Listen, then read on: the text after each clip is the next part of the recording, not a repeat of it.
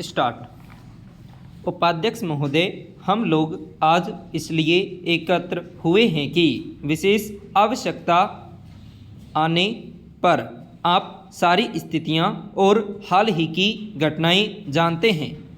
फिर भी मैं आपको बताना चाहूँगा कि क्या हुआ है। यह भारत पर चीनी हमला है और यह किसी विशेष सीमावर्ती क्षेत्र में छेड़छाड़ से बहुत अधिक है। नेफा में सितंबर अक्टूबर में और विशेषकर 20 अक्टूबर से जो कुछ हुआ है वह सीमावर्ती झड़पों से गुणवत्ता और मात्रात्मक दृष्टि से बिल्कुल अलग है। यह भारत पर हमला है। जो कुछ हुआ है उससे भारत का इतिहास में वस्तुतः एक नया मोड़ आया है। पैरा। हम इतिहास के चौराहे पर खड़े हैं और हमारे सामने बड़ी बड़ी ऐतिहासिक समस्याएं हैं जिन पर हमारा भविष्य निर्भर है।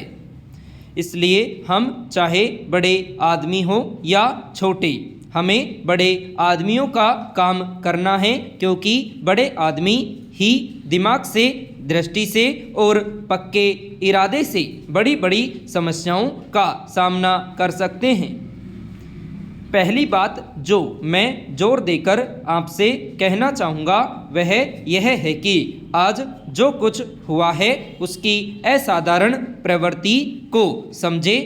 इसने हमारे समूचे राष्ट्रीय दृष्टिकोण और इतिहास को बदल दिया है और बदलेगी। यह हमें उसका समुचित सामना करना है जो करने का हमारा पूरा इरादा है।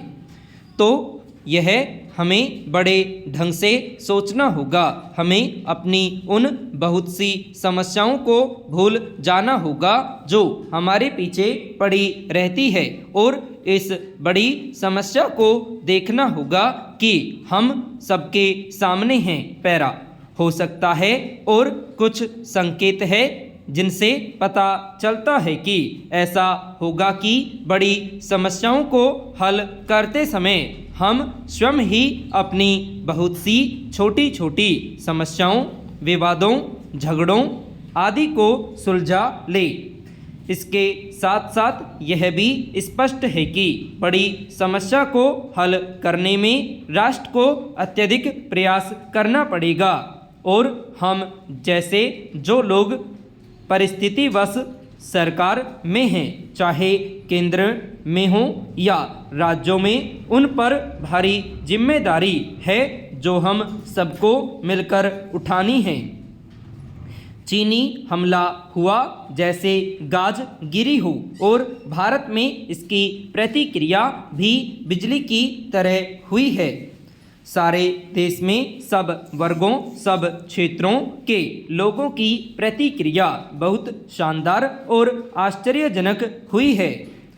बहुत सी समस्याएं और संघर्ष जिनसे हमारे अखबार भरे रहते थे, पुरानी बात हो गई है।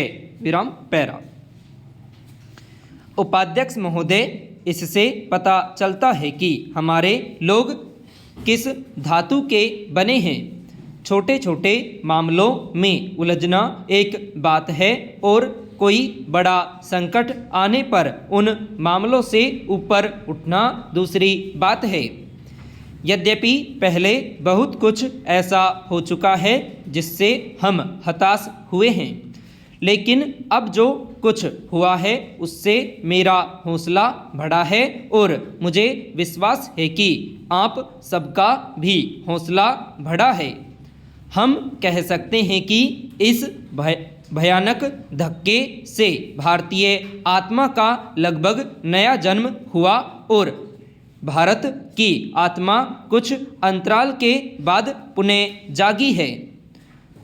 हम सब जिन्हें भारत की सेवा करने का अवसर प्राप्त हुआ है, केवल इतना ही कह सकते हैं कि हम इस जिम्मेदारी को पूरा करने योग्य बनेंगे और इसके मार्ग में किसी व्यक्तिगत या वर्गगत अथवा दूसरे विचार को बाधा नहीं बनने देंगे।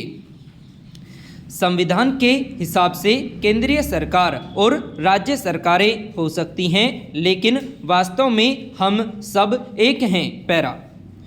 सामान्यतः राष्ट्रीय विकास परिषद की बैठक योजना पर विचार करने के लिए होती है। हमारी योजना हमारे राष्ट्रीय जीवन से भिन्न नहीं है। यह इसका ताना बाना है।